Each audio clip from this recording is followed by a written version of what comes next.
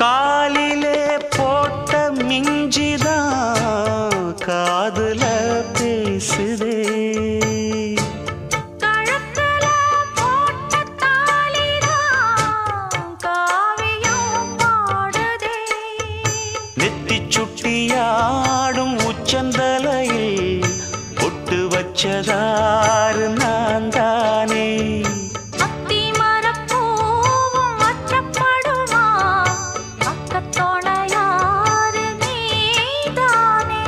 ஆசை பேச்சில் பாதி மூச்சில் லேசாதேகம் சூடு.